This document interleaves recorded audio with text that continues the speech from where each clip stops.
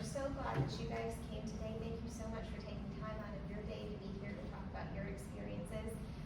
So today we have a wonderful panel of experts from NASA and NOAA coming to talk to us about, their career paths. And then I'll let them kind of tell their stories and introduce themselves, and then we'll also ask them questions at the end and kind of get more feedback on how to make your approach to NASA and NOAA stronger when you interview and when you submit your applications. So I guess we could start. Maybe just because it's closer to me, I hope that's I'm not taking favorites. We'll start. I want to be like one of those students. They start over there. But if it's okay, sure. Maybe so if you all will just introduce yourselves and then tell about your backgrounds and how you made it to where you are today from your, high school time all the way up to now. So. Wow. Yeah. Okay. Let's hear it. Okay. First of all, my name is Tony Lord. Currently, I am the station manager at NOAA up in ESCC Island. What we do there is we command as well as do pull down data acquisitions from all the satellites, and then distribute them nationally as well as globally. So, like when you're watching a hurricane in Florida, all that imagery came from our station. So it'll give you a good idea. If you want, you're more than welcome to come visit, and we can share those images. We also look at the sun and the solar flares, because actually space weather impacts the Earth. And then we also, at the basic level, look at things like fires, so that we can protect the firemen when they're out there fighting the fires and letting them know which way, the direction it's going. Same thing with volcanoes. And then we also do water, so we look at the seas, climate, all of those items. With that being said, now let me retract all the way back to high school. Good Lord. So I started off, probably, I'll just say this, in 5th grade I decided to join the Air Force. So I joined the Air Force coming out of high school, and I didn't take the normal track. As a female, I was an electronic technician, so I repaired a lot of equipment. As an enlisted member, I started off as an E1. Slowly but surely, through my history, I went from being enlisted active duty, I went to the Army National Guard, then I went to the Air Force National Guard, and so I ended up going from an E1 to an E6. I got commissioned as an O1 and retired as a Brigadier General. So while I was doing that path, because the Guard is part-time, even though I spent 19.9 years active duty, being deployed and working for the local areas for anything that needed, such as national disasters or state disasters, and fixing those items. I was also a civilian. So my civilian career went from being active duty Air Force. I ended up working at Richmond International Airport, and I was the operations facilities director. I changed over from that, and then I went active duty again for US JIPCOM, who then is no longer here. They got rid of US JIPCOM. I then went to what's called relocatable over-the-horizon radar systems, which is part of the Navy program, and it's a look-down radar system. So it shoots up to the sky, looks down, and it does counter-narcotics missions. So we were busting the bad guys all over, down in South America, the Gulf of Mexico, and some of the Caribbean areas. So while we were watching them, we would call out folks to interdict them. Then after that, I went on to be a civilian for where I was the National Guard, because they have civilian positions too. So they call them technicians. And I started off in the mission support group, which basically ran civil engineering, personnel, comms, and then I moved up to chief of staff. And most of you are familiar with the chief of staff, no matter where you go in the civilian world. They help take care of the bosses and run all the staffing requirements.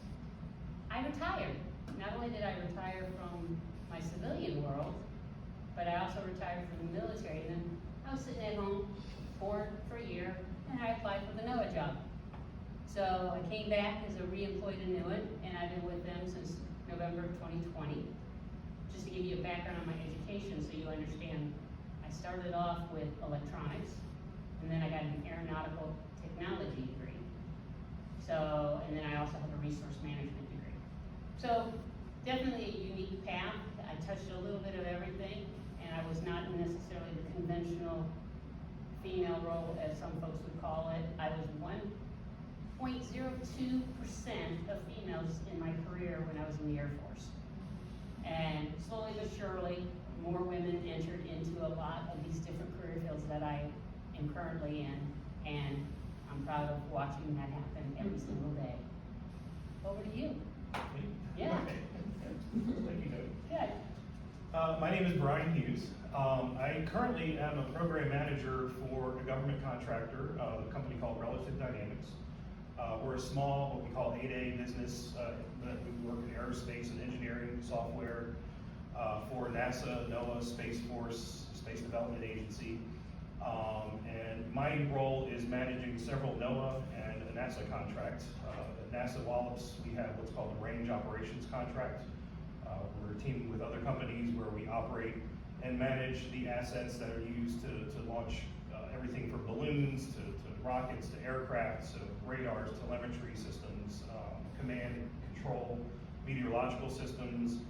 And there's a lot more that goes into that. So we do a lot of the sustainments and maintenance work for those systems. And then on the NOAA side, I manage several contracts. One of them is to work on the what's called the Joint Polar Satellite System, the ground system. So we do some software development there for what's called the Space Antenna Network.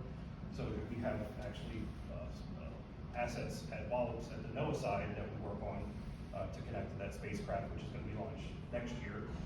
And then I also have several other NOAA contracts for staffing, for engineering, scientific services, things like that. And then talk about the JPS. I get two of them confused. So that they're separate contracts. We have a JPSS software development, and then we have the space weather follow-on, which is also development for the antenna network, which is at Wallops. Yeah, I've been doing that for a couple of years now for this company. I actually came on board at Wallops back in 2022 as an asset planner or sustaining engineer. But my background is actually meteorology. I'm a scientist, not an engineer. I think I'm the only scientist in their company, with a company full of engineers.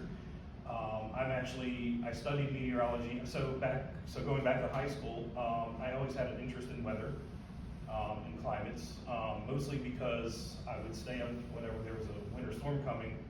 I would turn on the TV at 4:30 a.m. and try to see if we get off school. And so I'm always looking outside and waiting for the snow to come. And so I started, trying to forecast that, back to the tools we had back then, because we didn't have internet or anything like that. So I just got my interest in science, and then I applied to several colleges that had meteorology as an undergrad. Unfortunately, at the time, none of them were in Maryland, which is where I'm from, originally from Baltimore. So I went to Pennsylvania. I went to a slightly small school called Millersville University outside of Lancaster, Pennsylvania. I also was accepted to Penn State, but I chose Millersville because it was closer, it was smaller. Studied meteorology there, graduated. Right after that, I went into the federal government. I was a civil servant. I started off as a GS5 with NOAA. I was actually in the same office that Tony works on the products and services side, diagnosing tropical storms, heavy rainfall, volcanic ash, oil and gas spills, wildfires, using all the data that comes through the CDA station at Wallops. So that was fun. It was great. It was a great partnership. And then I kind of went up from there. I became a local manager for my group.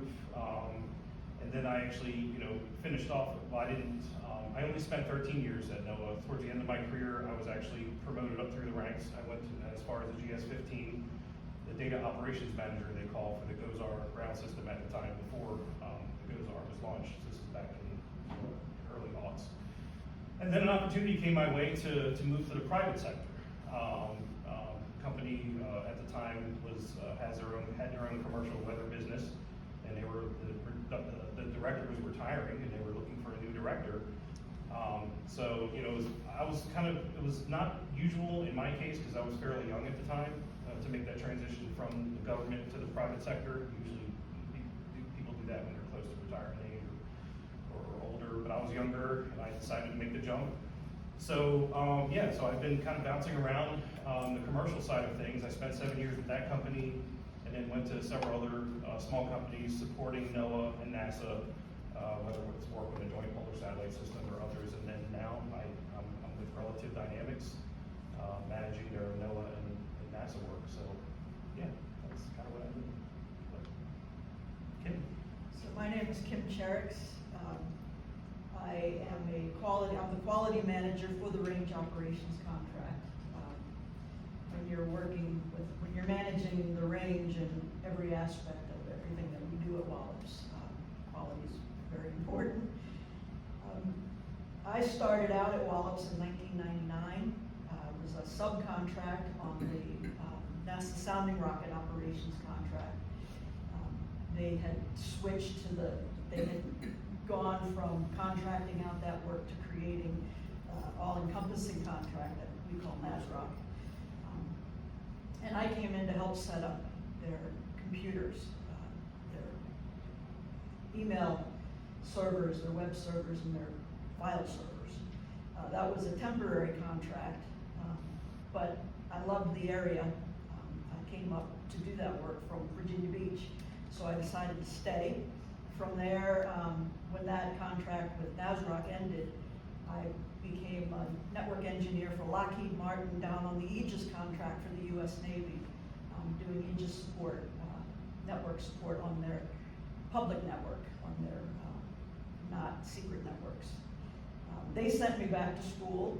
I became network certified with Microsoft, came back and started building their secret military networks from there. I had to take a huge pay cut to move here. So I had the opportunity to come up to the NASA side as a contractor for NASA with a better salary as an information technology manager for the NASA Education Center, which was at Wallops. Any NASA employee that wanted to move up in engineering or management had to take specific courses to move up.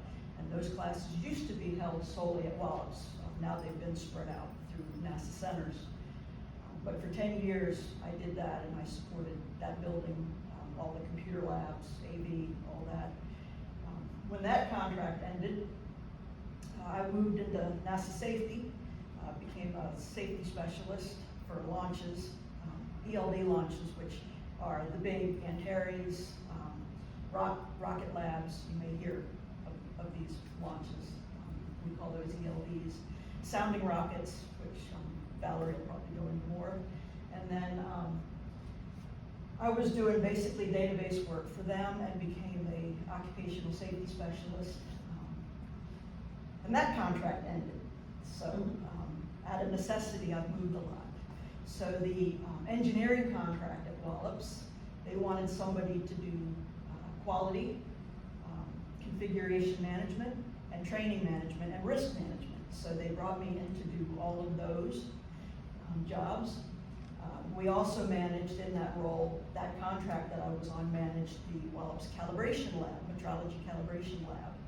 And that went without a manager.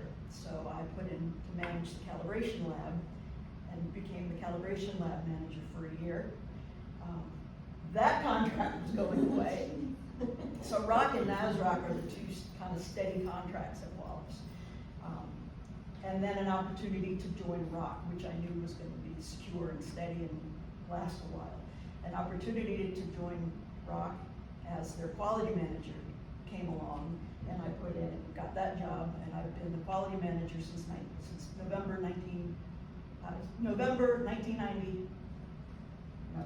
2019. Yeah. I've been at Wallops so long, I get my years. So I've got a 25, 26-year career at Wallops. I've had to change a lot to stay employed, but I've enjoyed everything that I've done. Going back in my background, I took an earth science class in 9th grade that included astronomy. I fell in love with astronomy, every aspect of astronomy. I wanted to be an astronomer. I wanted to go to Cornell and study under Carl Sagan, but I was not a very good, I didn't have a very good high school career, so I barely graduated from high school. as I was older and trying to learn something quick, I went to a computer school like ECPI at the time. It wasn't as big as ECPI, but it was one of our competitors in Virginia Beach. So I did this 9-month quick career track, learning how to program and learning software, just to get a decent job out of high school. I started out as a programmer with Jackson Hewitt's corporate office. I didn't write tax software, I wrote back office software that ran the franchise. From there, I got into that, made me learn communications with technology and networking, and I really liked the networking, and Jackson Hewitt paid for me to go back to school. I got a degree in computer science. I wanted to continue with the networking track, so I got an opportunity to go out on my own with a subcontract company, a contractor company that sent people out to different locations to help fill short-term technology needs. And this company would send me out to build networks. I built most of the networks for the old Crestar Bank in Charlotte, North Carolina. Somehow, the leaders of NASROC heard about this company, needed somebody to come up and help set up their computers and their networks for NASROC. And I was sent up to NASA, to NASROC on the NASROC contract to do their networks. From there, I got a degree in information systems and another associate, so I had 2 associates, computer science and information systems. When I was working for Lockheed, they sent me, I went to ODU, took a lot of my classes here on this campus through TeleTechNet, went to ODU and got a degree in Business Administration Information Technologies with a track in Network Engineering from ODU, which helped me with my job with Lockheed Martin, and then just continued from there. So that's how I ended up where I'm at. That's awesome. Okay, so my name is Berlin Trott, and I am an architect, and I work at NASA. I've been at NASA since December of 2018. So, how did I get here? Because my job is real easy. I design buildings. I oversee, I'm considered a project manager. I oversee the design of buildings, spaces, I do space utilization. So if you want to take a space and reutilize it, you want to turn an office from one big office into 2 little offices, I do that part. I do design work. I also oversee the construction sometimes. So it just depends on when. I also order the furniture. So it just depends on what the task is that I'm assigned to do. And like I said, I've been there since December of 2018. NASA was not in my purview, never ever. So originally I am from Greensboro, North Carolina, where it's much rural, kind of like here. It's kind of rural when I left. So when I grew up, my high school years, we didn't talk about college. Only time you mentioned college is if you had a scholarship. So it was either Carolina, Duke, Winston-Salem State, North Carolina A&T. All these colleges were mentioned to me, that weren't mentioned to me. So I grew up, you were supposed to graduate from high school, get a job, and then proceed with life. Well, I saw in our hallway picture, there was a competition going on. I saw plans. Somebody had drawn plans. There was mechanical drafting and some other things going on. And I thought that was cool. I thought that was neat. I wanted to do that. So I go to my my high school guidance counselor, and I said, I want to do that. And she looks at my scores. And so I had taken all kind of college stuff. I had prepared me for college. I had already taken all kinds of classes, so my next set of classes was supposed to be trigonometry. But I knew I wasn't going to college, so I backed down to a lower math, just so I could coast through, right? Well, she saw that and she said, no, you really don't fit the bill. You're not drafting material. So I wasn't allowed to take drafting in high school. So also, at the end of my senior year, I became a single parent. So I graduated from high school with a baby, and I got married. I had another kid, And so, eventually I started driving a school bus. And I drove a school bus for 7 years. So during that process, a nice elementary teacher that I used to see at a school that I drove for, she says, "You don't want to be a bus driver for the rest of your life. What do you want to do?" And I said, "Well, I can't." And she says, "All these other kids, you see these kids, they go to college, they're driving a school bus too. You can do it too."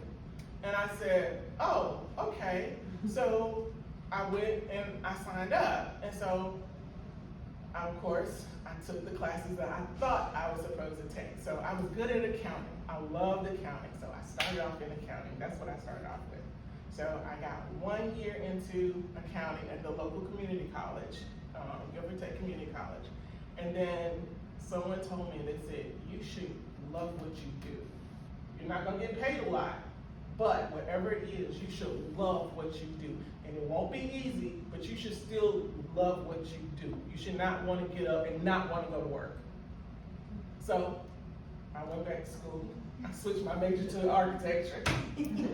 So at the beginning of the new semester, I switched and I started taking architectural technology. So that's what I started taking. So with my classes being all out of whack, you know, you need your Pell Grant to continue on.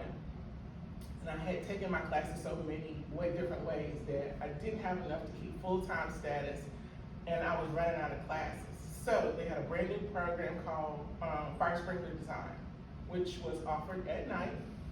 And so I did a double major. So I'm taking architecture classes during the day and fire sprinkler design classes at night. So I was double majoring while I was going through this. And I did pretty good until I got to the end. So I made my teacher mad. So because it was a night course and catered to the men in the field, I brought that to his attention when I asked for an extension from my exam. I said, "If I was a man, you would have gave it to me." He immediately failed me. So I still graduated with my associate's degree in architectural technology. I went back a year later and complete everything. Well then, lo and behold, I got a job in the fire sprinkler design field, only to be used because they just wanted me for the contract because I checked all the boxes. I'm African American female, and so I checked all the boxes, which is why they hired me. But when they didn't get the contract, they fired me. So 9/11 happened, and I said, well, I gotta do something. So I was working, my part-time job that I was working as a wait staff person at a hotel. That's what I did while I was going to school. So 9/11 happened and I decided, well, I need to do something else. So I went to North Carolina A&T. They have a construction management program there. And I went in as a junior because I had so many credits. I went in as a junior, spent 2 years there, and came out with my bachelor's degree in construction management. So here I am with this brand new degree, and I still don't have a job in my field. So I tried for a whole year to find something, and my professor told me before I graduated, he said, "You are a female. You're not going to find a job in North Carolina." He says, "You're gonna have to move." I was like, no. He says, "You're gonna have to move." So, lo and behold, after I had my last kid, my 5th kid, his grandparents lived in Virginia, and they said, "Why don't you move up here? There's a shipyard up here. You can move up here, you can work up here, blah, blah, blah." So I moved up here, and I got a job with City of Newport News. I was there for 11 years. I started out, I didn't get the job that I wanted. I started out as an architectural inspector. They are the low men on the totem pole. There is no room for promotion unless someone dies. There is nowhere for you to move up. There's no management. There's nothing like that. So you were just stuck right there. And I didn't want to take the job. Well, they told me, they said, "Just take the job. It's a right now job. Just take the job." So that's what I did. I took the job. Well, in 2008, the market crashed. All the architects left. And my supervisor came to me and he says, "You know how to draft, don't you?" And I said, "Yeah, why?" service, you're going upstairs. Now, I was in the basement, and I got moved upstairs to the 8th floor. Oh, it's good to be in the basement, because when you're in the basement, don't nobody know where you are. They don't come looking for you. So I got put upstairs on the 7th floor. Well, I started doing all the renovations for, I started off with the Commonwealth Attorney's Office. I designed their space and oversaw their renovations. Then I went to every floor within City Hall. I designed their space, and then I also bought all the furniture. I was like the person, so I oversaw everything. So from the beginning of the idea of what the design, what you want, to overseeing it, to making plans for it, to making sure they go through codes, to making sure they meet everything that they're supposed to do. Then giving it to the contractor, overseeing the contractors who are on site, making sure they're doing the job the way they're supposed to do according to the plans. Anything that comes up that's out of place, I oversee to make sure it takes care of. I'm also responsible for buying the furniture, making sure that the client likes what the furniture they have, make sure it's within their budget, doing all those things. After everything is done, I put them in their space and they're happy and I walk away, right? Well, I did that for 6 years and I asked for the architect's position. They told me no, I wasn't qualified. So after being told I know I wasn't qualified because I did not have a degree in architecture, I was told no. So I quit. My family thought I was nuts. They said, how you gonna quit a job? You ain't got no job, what are you doing? And I said, God will take care of me. So I ended up moving up to Northern Virginia, Alexandria, and trying to find another job, only not being able to do it. So let me back up one moment. Also during this time, I developed an autoimmune condition and I became hearing impaired. So with my hearing impairment, I knew that I was not going to be able to stay out in the field doing the construction stuff all the time because I was actually on site and a vehicle walked past in front of me and I couldn't hear it. So that's how I found out that I was hearing impaired. So I got hearing aids and I decided to transition myself to move in, which is why I wanted the architect's position that I did not get.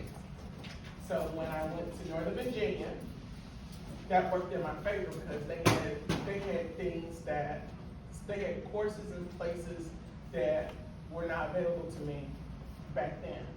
Now, I was 36 at the time when I left, and I took a job as a secretary because I wanted to go to school, I wanted to beef up my classes, so I wanted to take Rivet, which is the next thing to AutoCAD. It is like the next level, it is everything.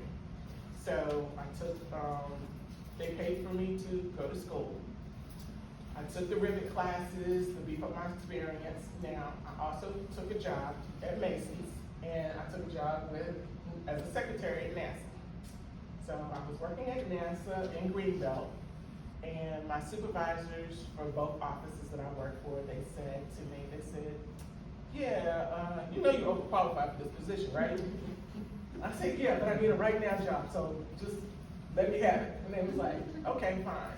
So I go ahead, I'm doing this. I said, I'm trying to get through before I finish, I need to finish my drafting classes before I continue on.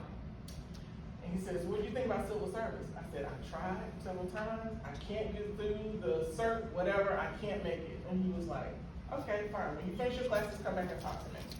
I ignored him. So he came looking for me. He said, you finished your classes yet? I said, yeah. He said, okay. So at that time, NASA had a policy where they only sent their open jobs to interior people. It wasn't connected to USA Jobs or anything like that at that time. So the people that I worked for would send me job listings for me to apply for. And so I looked at him and he sent me a job application for a listing for an architect at Wallops. And I called him up and I said, why would you send me this? I just got here. I got there in February, it was now June, and he sent me this, and I said, why would you send me this? He says, you want me to civil servant, don't you? I said, yes. He says, you're up here, It's just you and your son. You have no family here.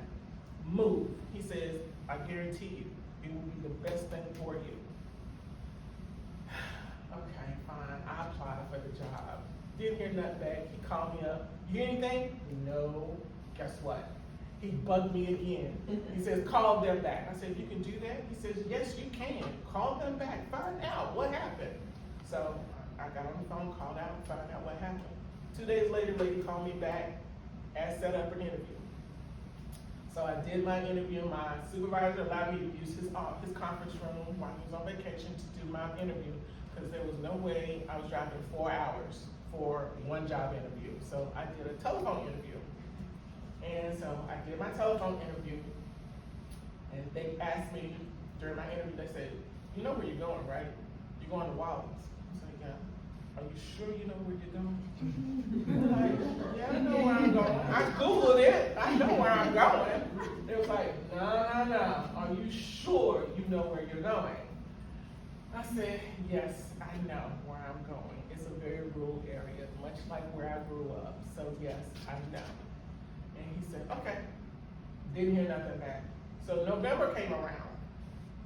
My supervisor asked me again. He said, what did you hear about that job? I said, oh my gosh. I said, they probably already filled it. Now, he said, call them and find out. So I called her back. So I called the lady back and I said, I'm calling about the job at Wallops. Can you tell me, what happened? She says, let me call you back. 2 days later, another person calls me back and says, we would like to unofficially offer you the job at Wallops. And can you start December 25th? And I said, that's Christmas. She said, oh yeah, let me call you back. So she calls me back and says, can you start December 10th? So I was like, okay. So I only had 1 month to pack up my apartment, find another place to live, and move down here to Wallops. And it turned out to be the best thing ever for me and my son. Because up there, he was not progressing in school. He was not doing, so he was an A student, he became a C student. When we moved here, he went back to A's and B's. He just recently graduated. He's planning on going into the military. But my journey was just as crazy as I don't know what. So NASA was nowhere in my purview. NASA was not where I was supposed to be. So I'm supposed to be still back in North Carolina, working some job, doing something, single parent with 4 kids, da-da-da-da-da. That was my process and my plan, and I go back to know that the only reason why I picked the process that I went through was because I wanted to design and build my own house. That was my dream. I said, oh, I can have a job doing this, designing houses and stuff. And that was my plan, that's why I started the architecture classes. And so my dream was small and compact, and I knew what I could handle, and I knew what I could focus on, but that's not where I was led. I was led so much further, and so much further, that I can't even explain to y'all how I got here. I really can't. So I came way on back through, and I started my journey when I was 36. So I encourage everyone, I don't care who it is, I don't care what your age is, if it's your dream and if that's what you want, because what I do for NASA, I'm the support. I support them, I support all the things that they do, I support all the entities, I'm support, and NASA needs support. So, architects, accounting people, anything that you would think, no, yes. And that's how I got in, and because I was volunteering to do something, I came through the back door. So that's how I got through. That was my journey. That's how I got to NASA. I don't know if I can follow that up. Well, my name's Ed Baca. I work in facilities group. I work in the same branch as Earl. I'm a mechanical engineer. So I do project management. I specialize in HVAC, so I do start from the design, conception of a construction project, and then work all the way through the commissioning of it. But I also did not anticipate ever being at NASA or being at Wallops. I grew up in Texas, Went to high school in the North Dallas area. And I remember when I was graduating, I had no idea what I wanted to do. I knew I liked math, I was good at it, and I also enjoyed problem solving. So the obvious choice was, well, pursue engineering. Well, what kind of engineering? I didn't know. So, you know, you could either do electrical engineering or mechanical engineering, which are both very broad if you don't know what you want to do. Electricity itself is just like magic to me, so I didn't want to do that. So I decided to go for mechanical engineering. So I went to the University of Texas. And going in, I had no idea what I wanted to do, but I knew there were resources on campus, different extracurriculars outside of the normal coursework where you can get involved and, you know, just try different things. So I joined this, we had a Formula One car team where we spent half the year designing the car, and then the latter half of the year actually building it. The car didn't run, but you know, when you're building a car, it's a tough thing, but just the endeavor of trying to learn how to do it, learn a new skill, it's all student run, so you're trying to figure it out for yourself. I did that. There was an environmental engineering type group where they built this machine that reused plastic. It would melt down plastic and you put it into molds, just reuse it. So that was also a student-led thing that we propped up, funded ourselves to do. And then on top of that, I also was a part of an outreach organization aimed at Latino students in engineering and science. So we would do outreach to high school students and give them guidance on, you know, how we got to where we were in the engineering program. So given all that, I still really didn't have an idea of what I wanted to do for a career. I knew that I liked thermodynamics. I learned that from, on the car team, I was in charge of designing the cooling system for the car. So I knew I liked, you know, that aspect, that science. And it hit my junior year, and I hadn't had an internship, and that's when people were saying, oh, you need an internship. So I was, you know, going interviewing, and nothing really stuck.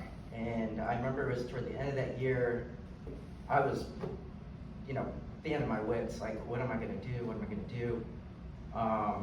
And then someone had told me about the Pathways program and USA Jobs, that you just put your application out on there and you can submit it to multiple positions. So I was looking through it and I saw NASA and said, well, why not? I haven't gotten accepted to anything, so might as well throw everything at the wall, see what sticks. So I did that and then got a phone interview and then didn't hear anything, so I thought, well, I didn't get it. So I was able to get an internship that happened to be in construction management that summer through a friend. And I remember sometime during my lunch break, I got a phone call, and it was the HR person, and they told me, this is NASA, we'd like to give you an offer to the job. When they said that, I was like, I thought it was a prank call because they were asking for my information. It was like, okay. But it turned out to be the real deal.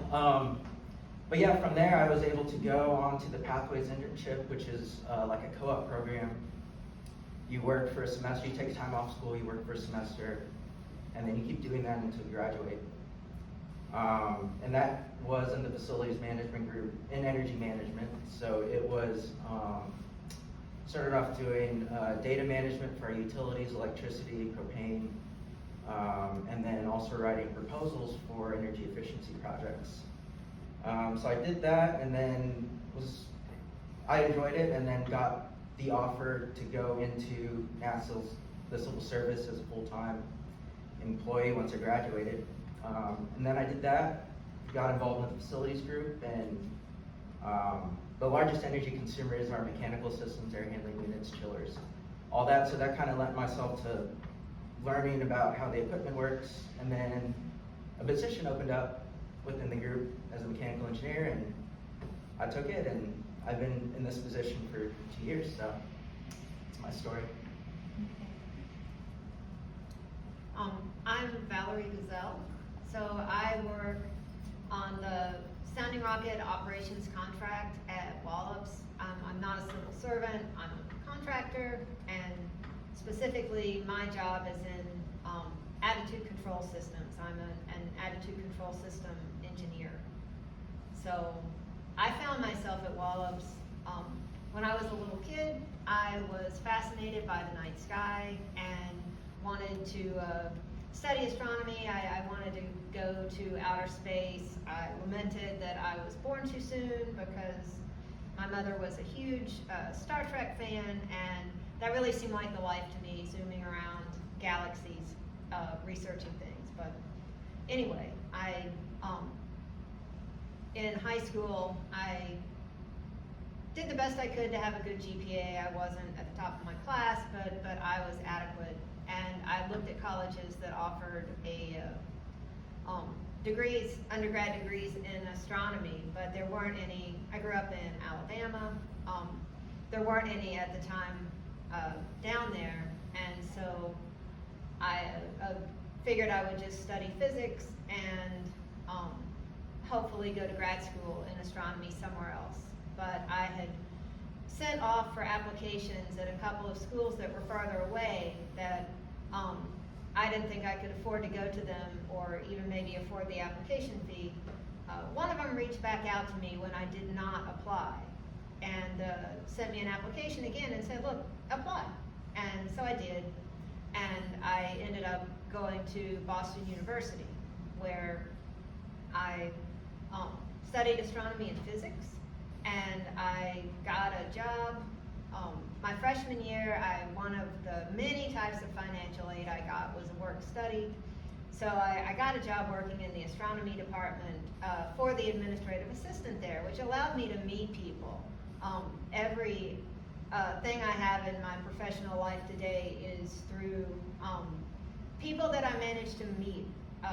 Maybe not exactly by happenstance, but I leveraged that funded work study position. I lost my work study grant the next year, but at that point I had met people, so I was able to get a job as the assistant to the administrative assistant in the Center for Space Physics there, which had a little bit more funding. They could actually pay students 10 hours a week to file papers, whereas the astronomy department had no money to pay for something like that. I did not want to go back to Alabama. I did go back to Alabama after my freshman year and retook some calculus classes. When I was in high school, the school I graduated from didn't offer things like calculus, so I found myself up in Boston taking physics with calc and calc at the same time, and that did not work out for me. I withdrew from the physics, failed the calc, and started over again. And but that did. You know, sometimes it's you know, if it doesn't work the first time, try again. You'll get it. And so I was looking for a job in the summer, and I had met several professors, and the one who agreed to hire me happened to work in sounding rockets. So from the moment I first met a sounding rocket, I knew that was what I wanted to do. The thing about sounding rockets that are neat is that they are comprehensive, they are fast-paced. From the moment a project begins until we launch it, it's about 18 to 36 months, and you're working on several rockets at a time, hopefully at different phases. So it's never boring. Many other engineering positions are a little more pigeonholed, where you work on one thing for a long time. What I love about rockets is that I work on everything and I have to do it very quickly. And I get to travel around the world and launch things. So anyway, I found myself working for this professor who did sounding rockets, so I did more and more and more with him, and I learned that I could take directed study for credit, and that I would get an A in that, and it just meant I got to continue doing more of my job for credit, which was great, because the math I had to take, it was really hard, and something I'm really proud of is that degree I got, because I got it by the skin of my teeth, and but I did.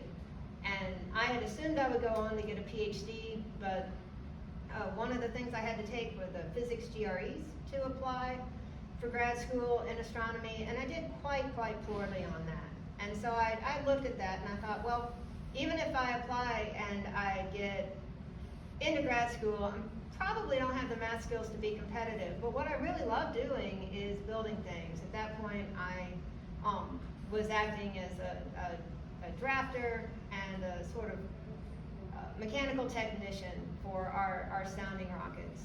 And so when I graduated, I asked for a job, and the professor I worked for hired me. My title was a mechanical engineer, but I have no formal engineering training whatsoever. So I worked there for about 10 years and launched some rockets, and met my husband, who also worked at Wallops. He moved to Massachusetts, but the contract that he worked for was canceled. We needed to relocate, and we were both able to relocate back to Wallops. So that's how I found myself working at Wallops. And I've worked there since 2003, so about 21 years, in mostly the same job. I agree that whatever you do, it should be fun. My job really is. It's paid off. Well, thank you all so much for sharing everything. I mean, these are wonderful stories, and I think one of the overall themes I'm getting from a lot of people is just the idea of not knowing that you were going to be where you are today, right? You know, and then also finding something that makes you happy, and a career that gives you joy. You want to go in there every single day, and you want to do this, and I think that's fantastic. I do have some questions written down. I don't know, let's see here, I'm just gonna kind of go back, because I took a lot of notes, guys. But I'll just kind of go through and ask some of these. Some of these were submitted by students, and then some of them came up when you all were telling your stories, and then we'll go around the room and ask for additional questions and see if Desiree has any. And then after that, would some of you maybe just by nod just be willing to look over resumes if anyone brought any, just to kind of give feedback in general? I would really appreciate that. Thank you so much. So one of the questions, I heard a couple of people talking about USA Jobs, and we've been helping some students with that, and Pat, this is open to you too. We've been helping some students with USA Jobs, and we've been working on trying to find entry-level jobs, just to get them in and get them started in that career. And one of the things we've done is just gone and typed in entry-level and typed in Wallops, right, and tried to match it up that way.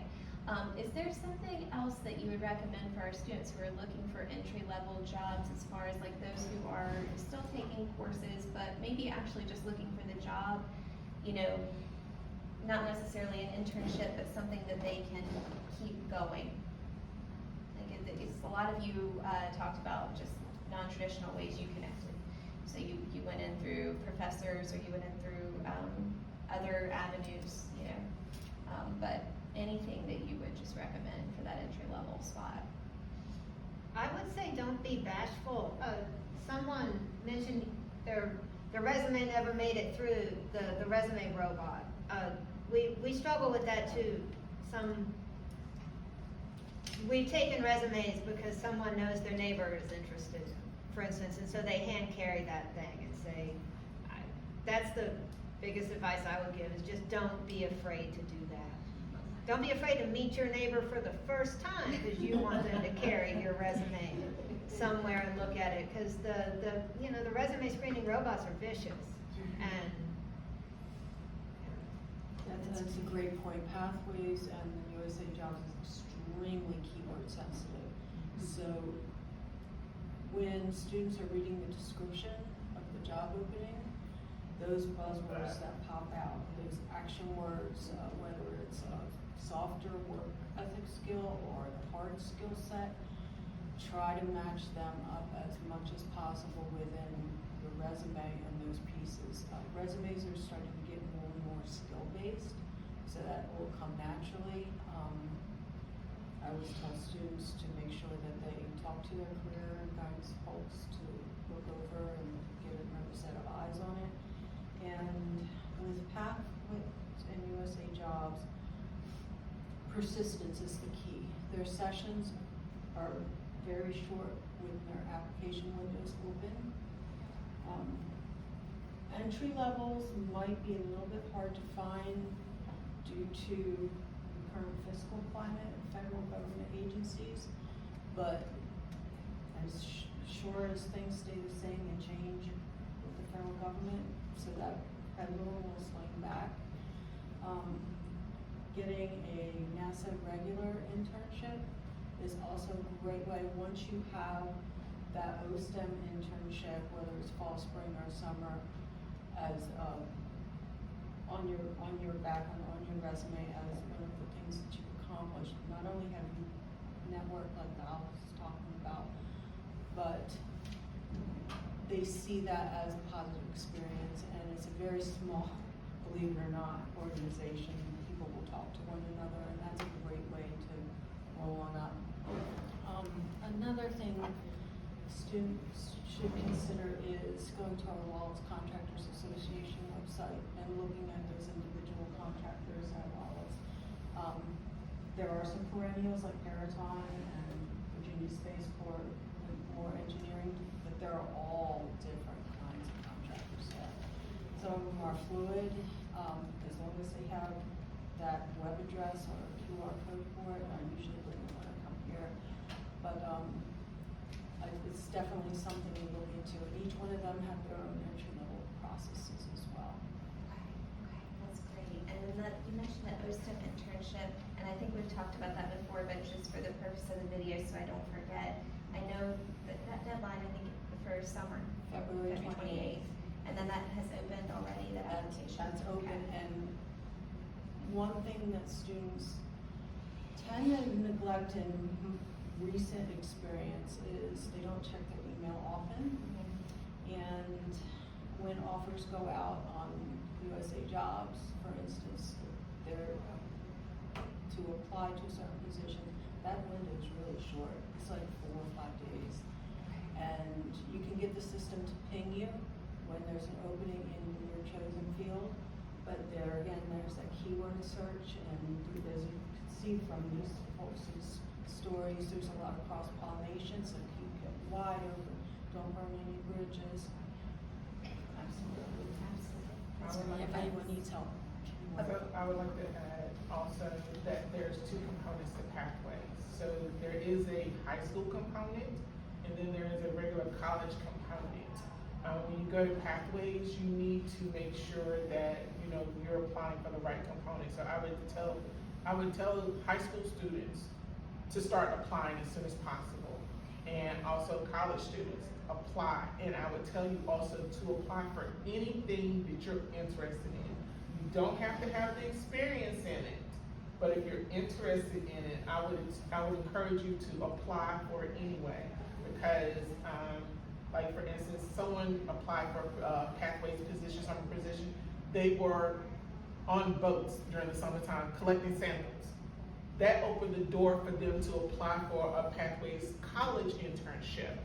So I would encourage you to start there with the Pathways and apply for anything that interests you. I don't care if it's record keeping or anybody that has a thing that's open. If you feel interested in it, I would encourage you to apply for it as well. And what, to piggyback on what she was saying about the automated resume systems, USA Jobs for NASA goes to NASA Stars, and they're automated systems that, like she was saying, look for keywords. So if your resume can match up with the listing, you have a better chance of it getting through those automated systems. And it's the same with some of the larger contractors. They also use automated systems. Apply right from the contractor's website. And that's a great way to get your foot in the door with NASA, because they see these people working and what they're working on. And from a contractor, you apply as a civil servant, you have a good chance of getting your foot in the door and getting into NASA from the contractor side.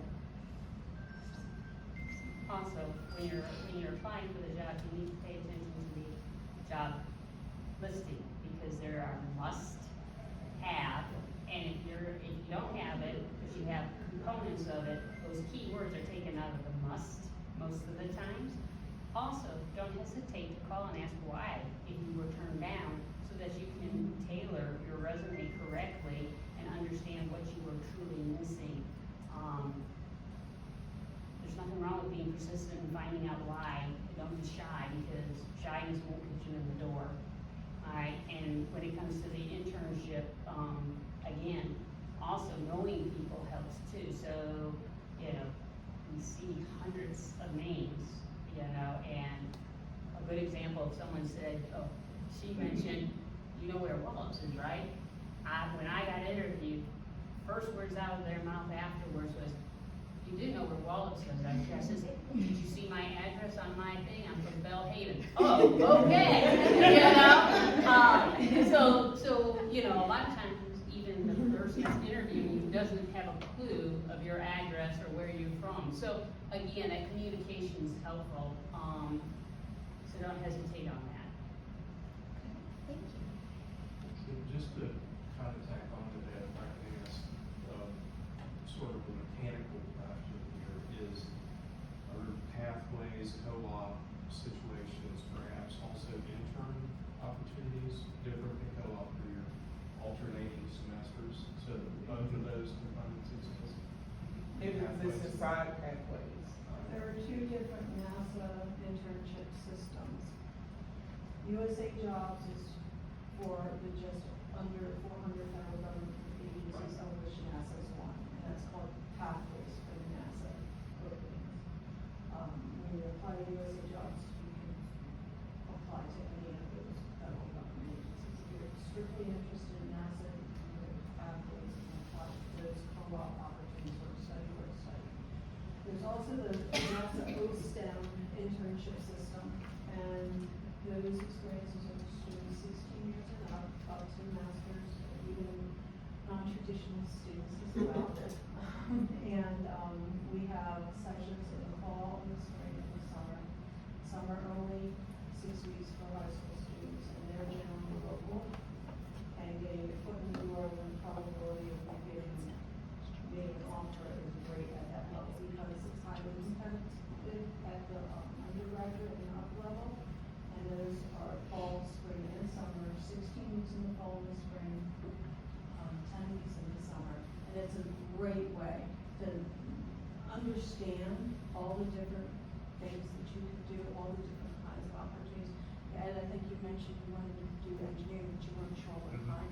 And a 10-week internship in that field, working with people and seeing all the different types of whatever kind of engineering that you're interested in is a great way for students to understand either those other opportunities or things I can tailor my future academics for, or if they love what they did, they can apply for the pathways, and you have that NASA STEM internship under your belt.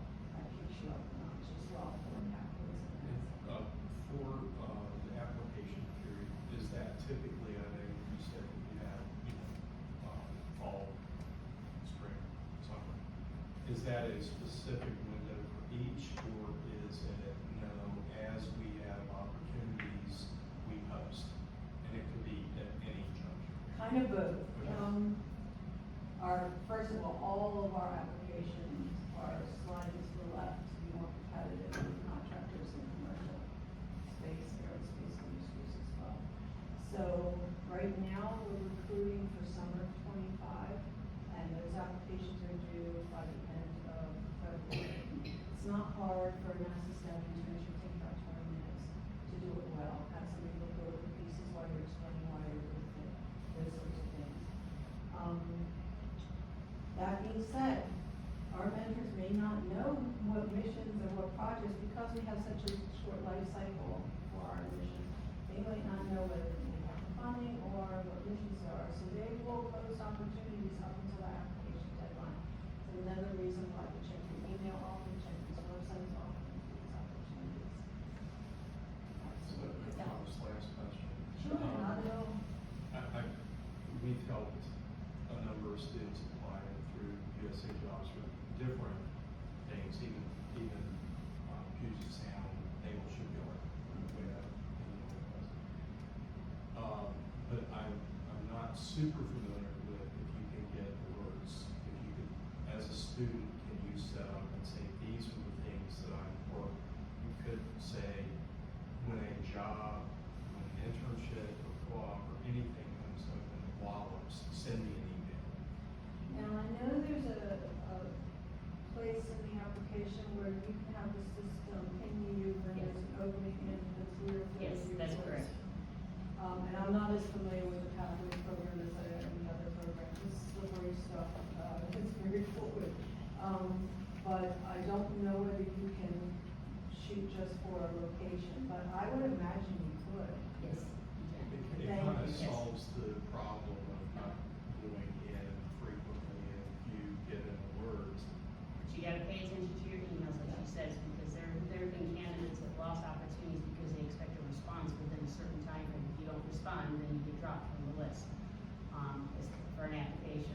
I will bring up something else that's not related to career, pathways and interns, and that's something for folks to consider, because I come from a military background. If you actually have a disability, there's something called Schedule A. It's 5% or more that'll allow you to get in the door faster than normal, because you do have that disability. A lot of times your vets and your disabled show up on the search and are higher on the list. But there is a Schedule A for non-military folks that if you went to your doctor and they identified a disability and you provided that information, you actually can get looked at as well, because of course those two criteria are high on the list to make sure that we're servicing our folks correctly. Yeah, that's part of how I got in. I went to my doctor and got a Schedule A letter because of my hearing impairment. So when I applied for my positions, she's right, it puts you up higher up on it, so they have a criteria that they follow. So veterans are first or foremost when they go to apply for it. Then they go to the disabled, then everybody else. So when you apply for that job, if you want to make sure that you get looked at, you have to, you may like my disability is not noticeable unless I tell somebody. But if you want that job and you want to be considered, yes, go to the doctor, get the Schedule A letter. There's a format, whatever, that they follow. Put it in your packet and send it and check that box. Let's see here, one other, so some of you could, yeah, go ahead, here, sorry. My question is geared toward certifications. I've heard all of you give your experiences and examples and or path, but I didn't hear anything like certifications, because I'm a CompTIA instructor here. So when I'm instructing my students and having them take their credential, CompTIA credential, is that something that is high up on the chain for hiring, or is that something that, if that makes sense? Yes, so you're looking at what's called an occupational series 2210. Typically, that's an IT position, and a lot of times there's some certifications, like you said, Comp Security Plus. All of those don't necessarily, when you apply for a job, are required, but it is when a person like myself is hiring somebody, I'm looking at whether you have the certs or whether I have to train you within a certain period to get those certs. So yes, those are important when you're applying for 2210. Okay. And you need to load them in your when you're on USA Jobs and they tell you all the other documents. Load your certifications in there. There's a box for you to put your certifications, any things that you've done, including volunteer work. So don't bump volunteer work, because I volunteered for Habitat, and so anything that you volunteer for, being on the robotics club, showing that stuff that you do that pertains to that position or that can help out, put that in there, put the documents in there and check them. And I think it's important to check, because if they're asking for those certifications, it's important. Some 2210s don't require any certification. So, it's a mix. So please read basically the application process and what they're looking for. Yeah. Gotcha. Thank you. So speaking to some of the certifications and education levels and things like that, a lot of you have mentioned like the GS levels, and how you move up through that, and so some people may already know that, but I know some of our students might not understand what that means. So I was wondering if anybody could speak to that, like the GS level. I can. Okay, perfect. All right, so when you're applying for a GS job, it's of course GS1 through GS15. So when you're applying for a GS job, depending on where you enter, let's just say you got a GS7 job. Some of them can be career ladders where you go 7, 9, 11, and you don't have to apply for a job. You just automatically get promoted once you have the requirements to get to that position. However, if you are in a 7 position, a lot of times when you want to apply, let's just say you want to apply for a 13, unlikely, because typically it's the next level. You have to have 1 year of the previous level.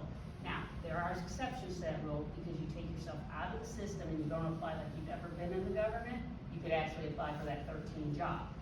Another thing is there's some jobs, like right now out at Wallops, we went to what's called ZPZT. So there's different pay, it's a pay for performance program.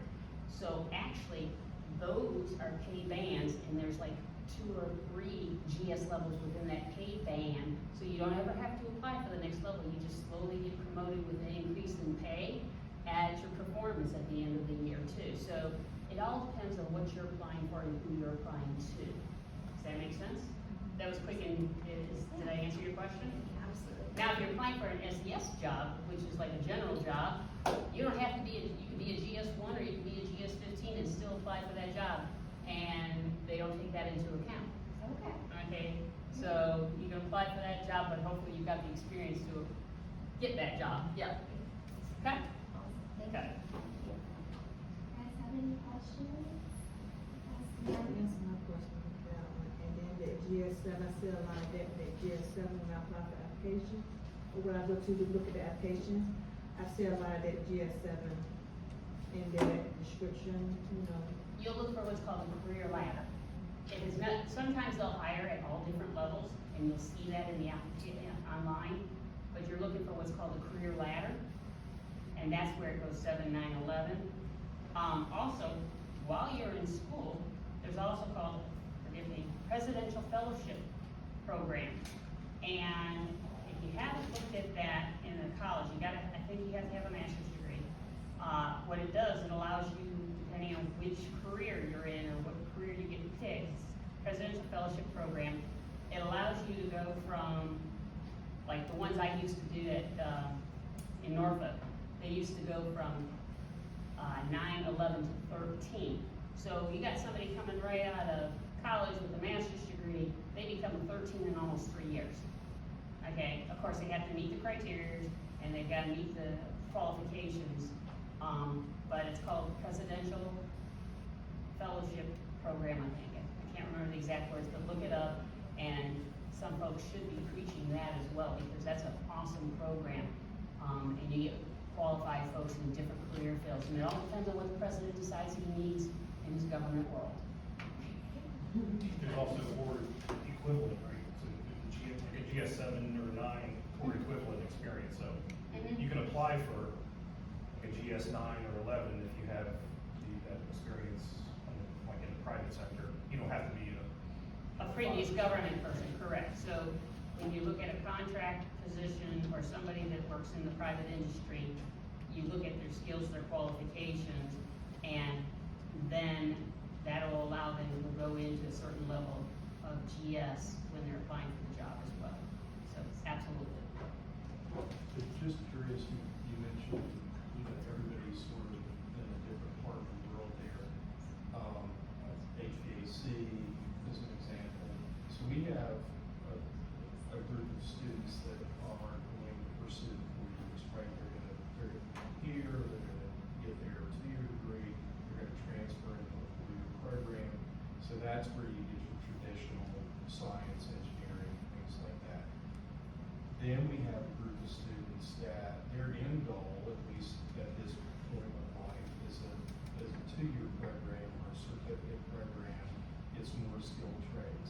I'm just, maybe anecdotally, if you can think of that group of students, what are some good areas to focus on? And I'm just gonna say at Wallops because, you know, it's way more than NASA. I'm familiar with the Contractor Association and all that, so it's a big spread.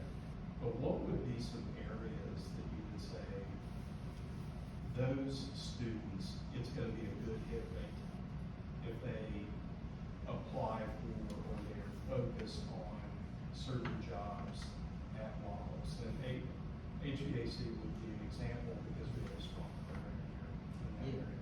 Yeah, I mean, we have a very, large, facility contractor group on site, and I know frequently we hear that they're, understaffed and, they do need help. So I'm not sure what opportunities are available right now, but I do know that the opportunity seems, a little bit larger than maybe looking at a civil servant position. So yeah, things like that, any type of facility support, it doesn't have to be like technician based, it could be program management. Well, I guess that's really what comes to mind is the program management aspect of it. And I'm really more thinking of skilled trades, Mhm. certificate programs or 2-year programs where someone is learning a particular skill. So we have welding, we have HVAC, we have electrical, electronics, those types of programs. I've worked with a number of people from your electrical program, the crimp, cable, harness, solder, especially surface mount, those skills. We have frequent job openings.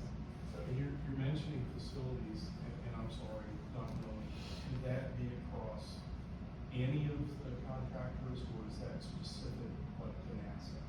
Or, Yeah, well, at least what we do for facilities management, it's one contract that manages the entire facility. and that would be a NASA employee as opposed to. No. No, that's, Arctic Slope. Right, ASRC. ASRC, yeah, The company's Arctic Slope. yeah. So like, So, oops, go ahead. so like Pat was saying, we have a, contractor group that just the contractors who are at Wallops, go into that list, go to any one of those contractors, and they supply all of our help. So you're working for all these different companies, and they supply all of our help. So the HVAC company will go through one company, so somebody that's doing the CNC machines, because I don't know if they're offer that here or not, but the CNC, they will go through another company.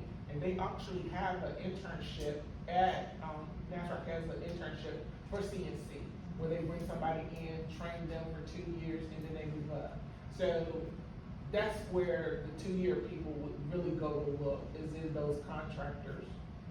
Yeah, we've been to the website frequently, and I think Haley working on actually being able to physically show up and introduce to the contractors, more about our programs and the available. So they bring up the contractor side, which is an excellent way to get, if you're looking for a federal job, okay? It may be hard to get in the door, but if you're looking for a federal job, pathways is a good way while you're in college. Contract is another option. And as far as your certification, when it comes to the federal government, there's a lot of places in the federal government that certifications are required, okay, because we're the federal government. But we are looking for electrical, HVAC, plumbing, welding, things of this nature. I can tell you right now, like at NOAA, I have 3 engineer positions open. I have 2 IT positions open, which don't require security plus right now. I have 4 ET, electronic technicians positions open, which is shift work 24/7. They're day shift for 12 hours for 3 days, and they go to 3 days off, and they come on 3 days, a night shift, and they're off for 3 days. They work all the passes for the satellites and bringing down the data. And then I just hired the budget person, but literally there is opportunities there as well. And certifications are always helpful because it looks good on your resume and it helps us know that we have less training to do when you come on site. And those could be, some of those positions could be 2-year students, not Yep, necessarily. absolutely. If you look out on the field, if you're looking for the 2 years, it's called electronic technicians for the federal government, they're 802s.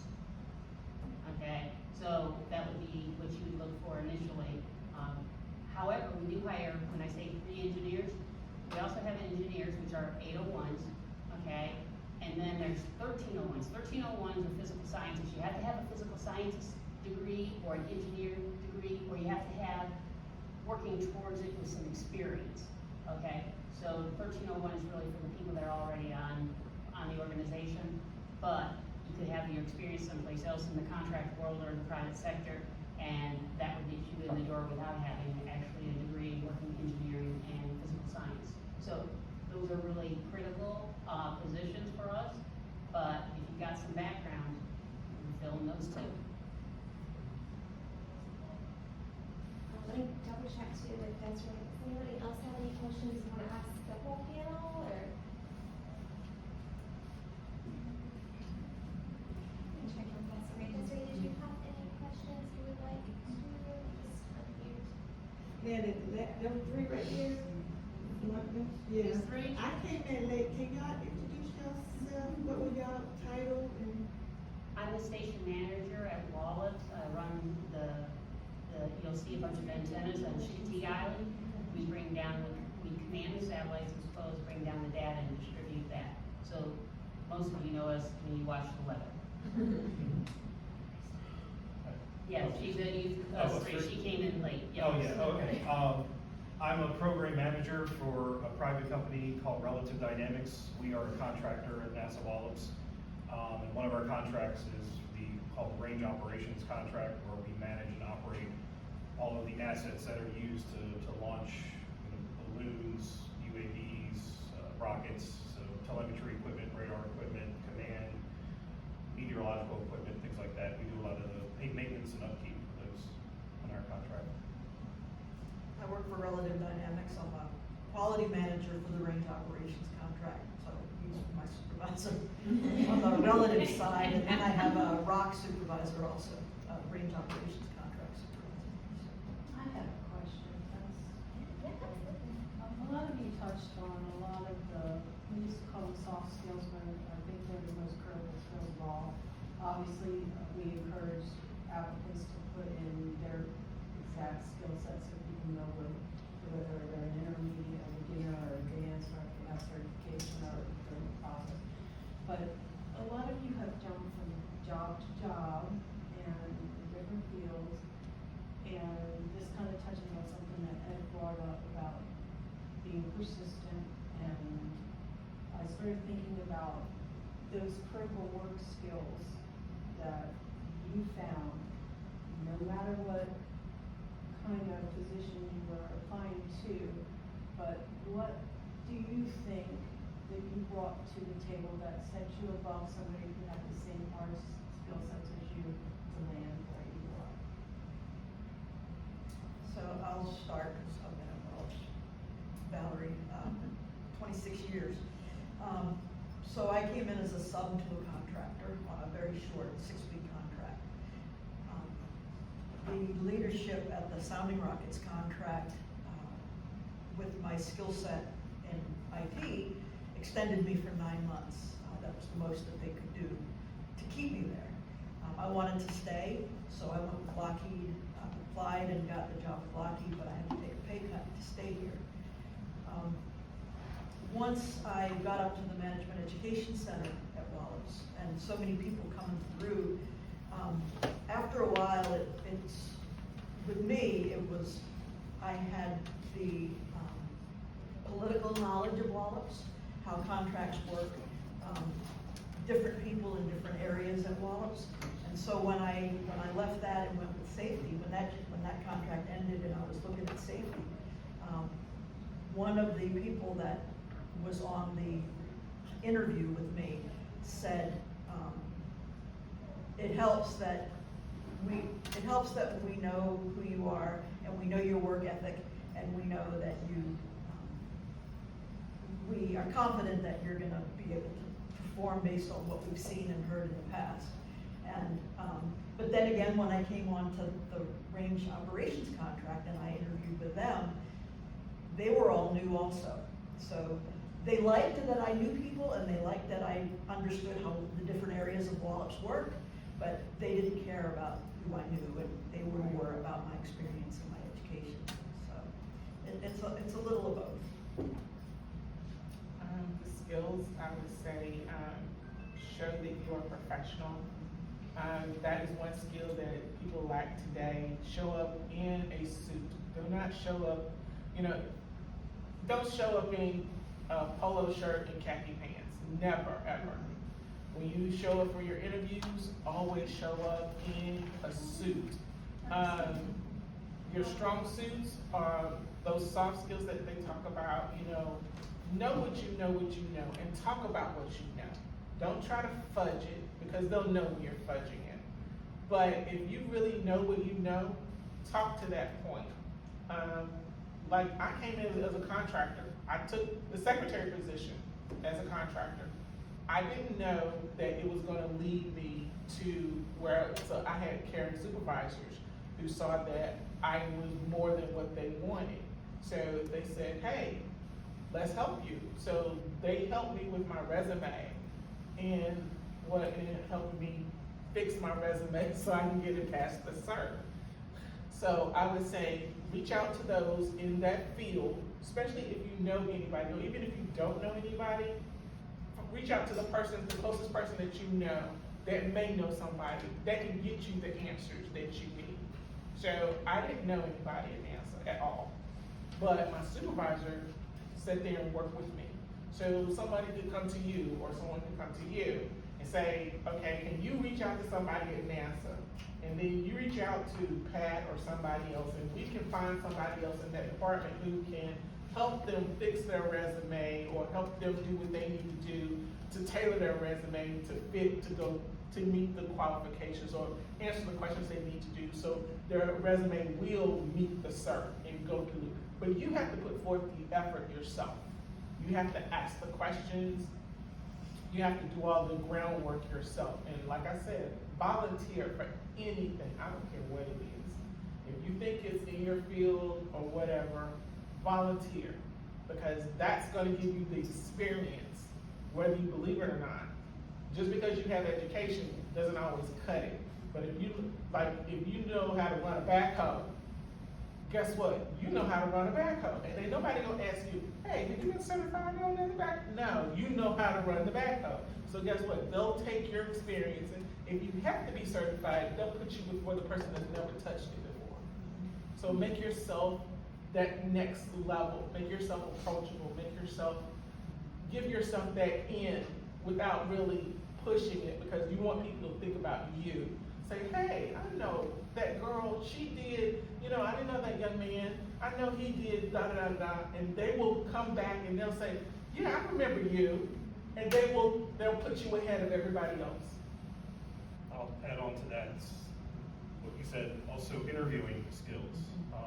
If you can, try to practice as much as possible with family member, friends, colleagues, practice interviews. It's pretty important that, and these days, a lot of interviews are done remotely. Pretty much all of my interviews are done through the video, through Teams. It is what it is, and it's kind of where we're moving. So it's hard to kind of, get to know somebody when you're not in the same room with them. So we have to try to glean that out through interviews. And for example, I recently hired 3 people for the JPSS contract that I manage. In one of the positions, we had an applicant that I interviewed. She had all the skills and all the experience on her resume, and her initial interview with me went fine, I thought. And I could tell she was nervous, and I'm good at, I'm good at rescuing people. Okay, I understand you're nervous. It's okay. Let's just talk through this like we're friends. That's kind of how my interview style is, like having a beer with somebody. I like that. That's how I think of it. So when I got her to interview with the prime contractor, which was the second the technical interview, and it was more of a panel, and she froze. I felt so, I was on the call, and I felt so bad. My heart was, bleeding for her, because, she was just very nervous, and she could answer the questions, but didn't elaborate. And so I came back with the hiring team came back with, yeah, we don't feel she's a fit. I understand why. And then about 2 weeks later, I had another applicant, a younger person who didn't quite have the skills or the experience that we were looking for, but I put him through because he had a great resume. His interview, and I was on the call for that. He was very calm. He was, down to earth. Told some jokes. He was, kind of had a little bit of a sense of humor. Wasn't a goofball, but very personable. And, he was like a person like, yeah, I can have a beer with that guy or something like that. And they asked him some, and so on his technical interview, they asked him some specific questions, and there was a couple of things that he said, no, I don't have experience in that. And I thought, okay, well, maybe he's not fit for the position. I didn't think anything was gonna happen. 20 minutes after we got off the phone call, the hiring manager for the prime contractor called me and said, make him an offer. I was like, oh, okay. And we hired him. So it's, it just, so it's kind of like, an interview skills are, I know it's cliche to sound, but, be personable, be yourself. Practice. Try not to talk too fast like I'm doing right now. I'm nervous. We all have imposter syndrome and we recognize it. So yeah, those are some of the soft skills. Just tell a story, tell your story, be yourself. We all want to hear that, so. And if you don't know something, admit it, just say, I don't know. You can say, Be I'm willing to not- learn. Yeah. One thing, because I've had to change careers a few times, is I'm always learning, even, I'm fairly close to retirement age, and I'm still learning. For my job and for the jobs that I've had in the past, I'm always learning new skills. And when I came into this job, I flat out told him what I didn't know, but I was willing to learn, I'm willing to take it on. And I think what she just said is key. I've worked with many people in my life, and once you get a job, be willing to do something that might be out of your comfort zone, because it could lead to a better promotion. I had a young lady one time, she was a GS7, and I asked her to do something for me one time. She goes, that's not in my job description. She could become a GS12 or 13, okay? But she chose to be a GS7. When I left 5 years later, she was still a GS7. And I was her boss, okay? And she made it clear she wasn't gonna do anything outside of her PD, which technically nobody has to, even though there's additional duties assigned. But she wasn't willing to take it on. And I think during my career, I've done the same thing. Anytime somebody asked me to do something, I did something. So I went from the lowest level of GS to the highest level. I went from an E1 to a general. So bottom line here is you gotta be willing to put yourself out there, try something that may be out of your comfort zone, and you don't know what it'll teach you. And it could get you so far advanced it's not even funny. Okay? I think building on that too, if people reach out and ask you to do something, take that opportunity, but also don't be afraid to cultivate it for yourself. Don't wait for that person to come along and ask you if you see. I'd really love to be doing that also over there, go say, hey, can I do this? And if you get told, well, you're not really qualified for that, it's like, well, I can learn how to do that. Will you let me show you that I can do it? And that's certainly how I move forward in my job, is not waiting to be asked, and occasionally asking for more forgiveness than permission to move my career in the direction I wanted it to go. And don't do But it you have to alone. advocate for yourself.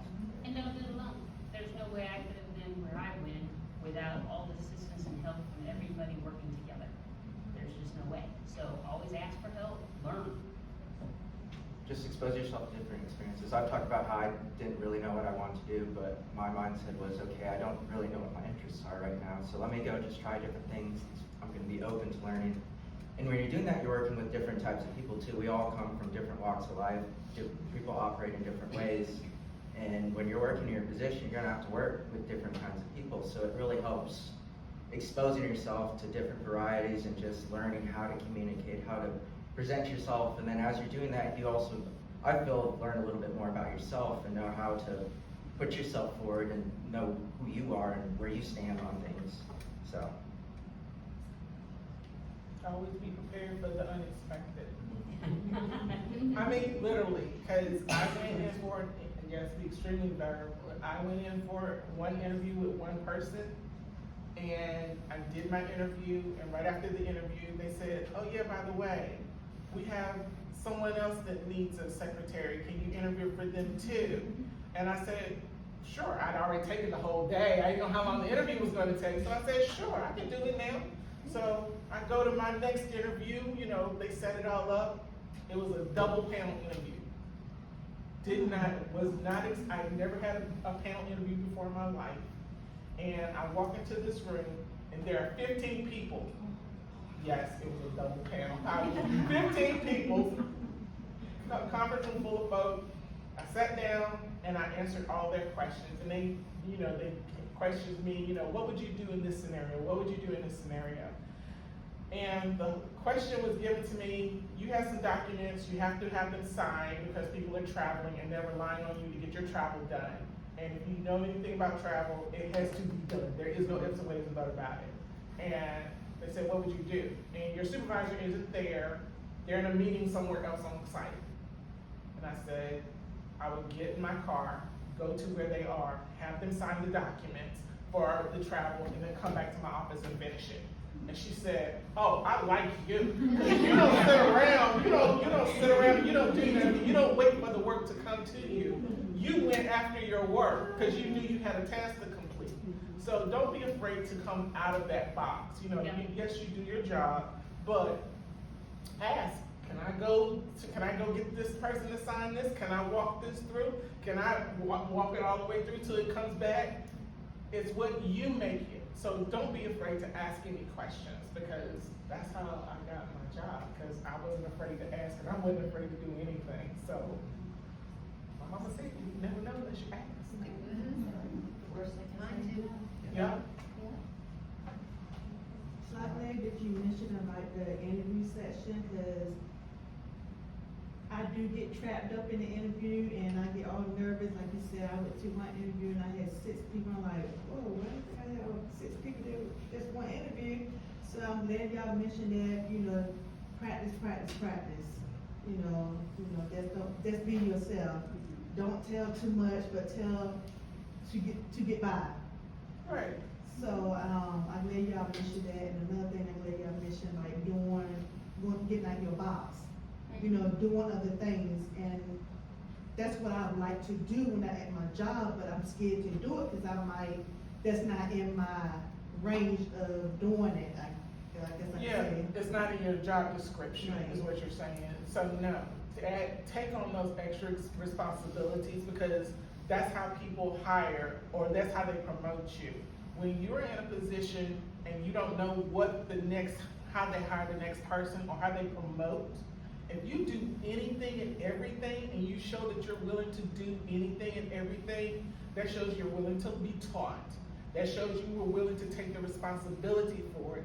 It shows that you don't sit back and wait for anything. It shows that you have all these skills that you don't even know you have, because you're showing them, hey, I know how to do this. I know how to run the cash register. I know how to do the money pool. I know how to count down at night. I know how to lock up. I know how to clean the bathroom. I know how to do this. So when they give you that extra responsibility, they think about it as like, oh, I want her to be the night manager, or I want her to do this, because she's exhibited all those things that nobody asked you to do it. You went on ahead and do it. And even if, because you saw a need, that's also a thing. You recognized that there was a need that needed to be felt, that needed to be filled. And so you're asking, hey, can I do this? Can I fill this need?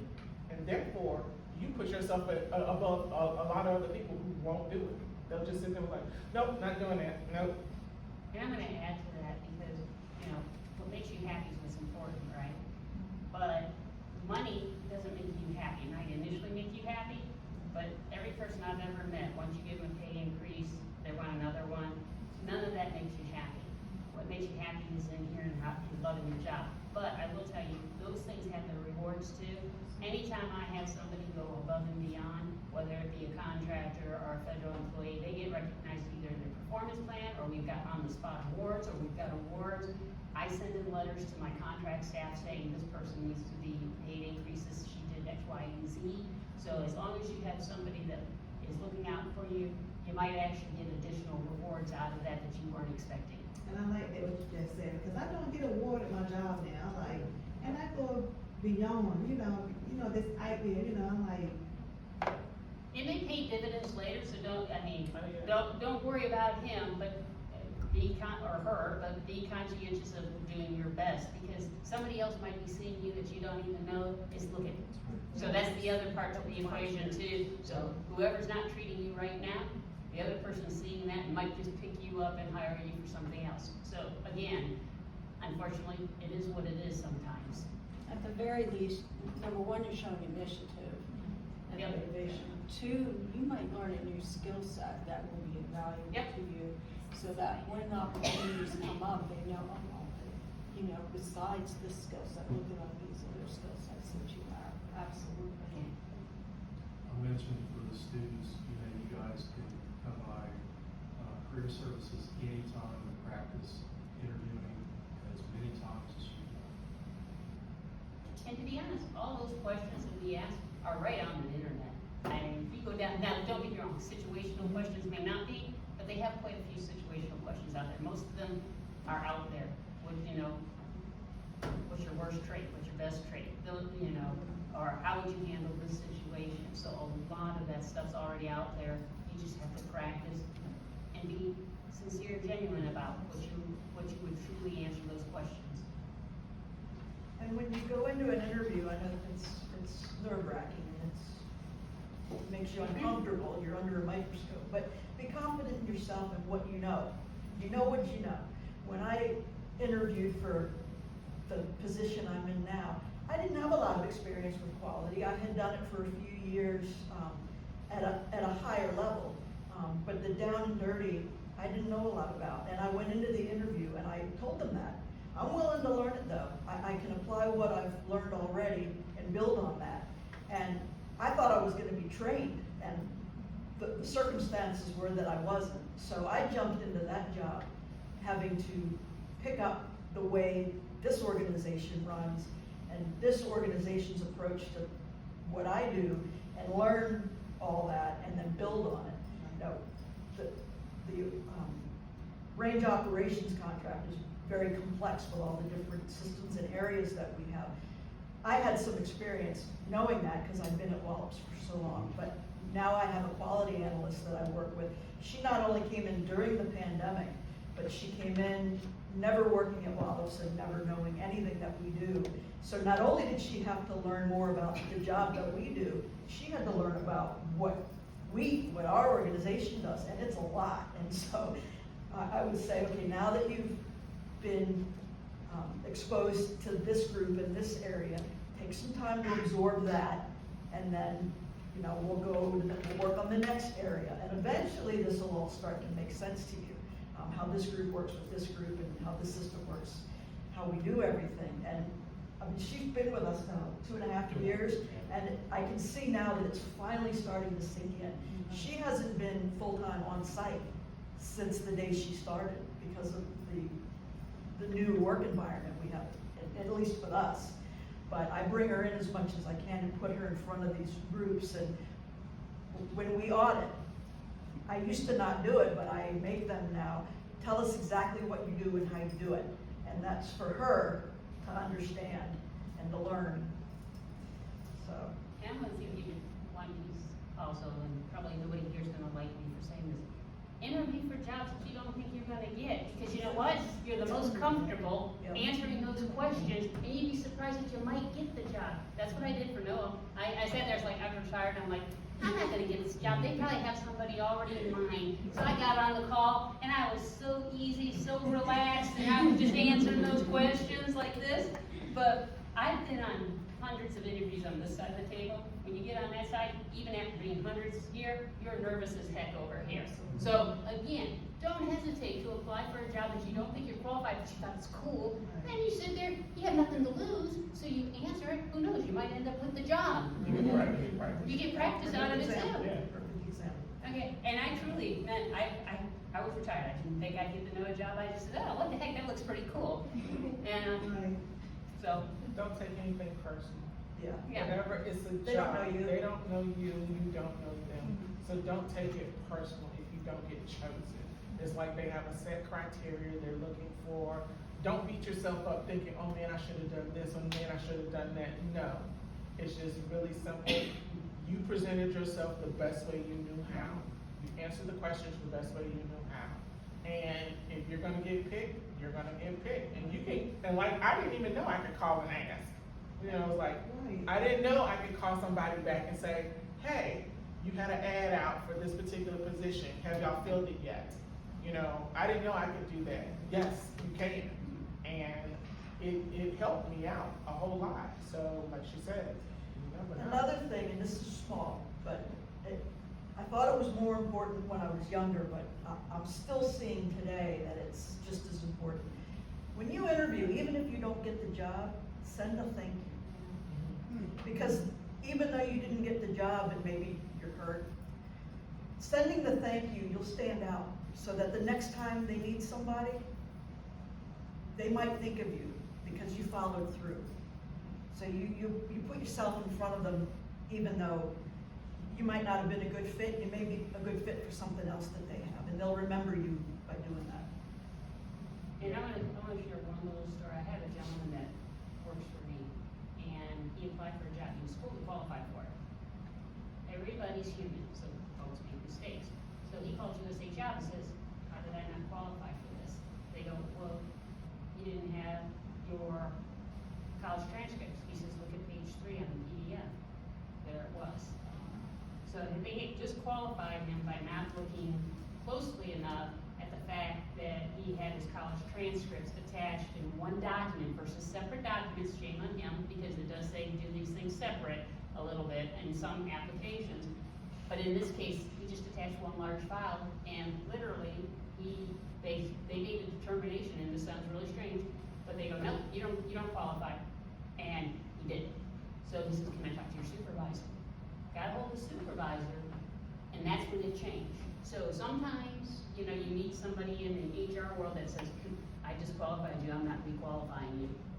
Okay? We've had that happen too. I've had that happen twice, by the way. So, again, don't get into a contest, but just be very professional, polite, ask the questions, and if you think you're right, then just go to the next level too, to find out what's going on, because the USA Jobs is separate from the people that are actually hiring you. So we never actually see your thing until it's qualified and gets to us. So it's very important to know that as well, okay? Also, I would say you're looking for a new job and you don't want your supervisor to know because sometimes they do be mean and they do retaliate. There's a box on there that says contact you first. That is, you check that box because 9 times out of 10, yes, they want to talk to your supervisor to get some information on you.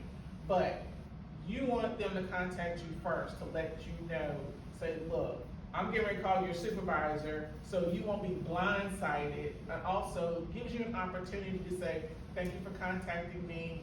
I would like to let you know that I really would not suggest you contact my supervisor because that person has a predisposition against me and will retaliate. That way that lets that person know that when they have to contact the supervisor, they know what they can do, what to say and what not to say, or how to set it up. And so it makes you more prepared as well.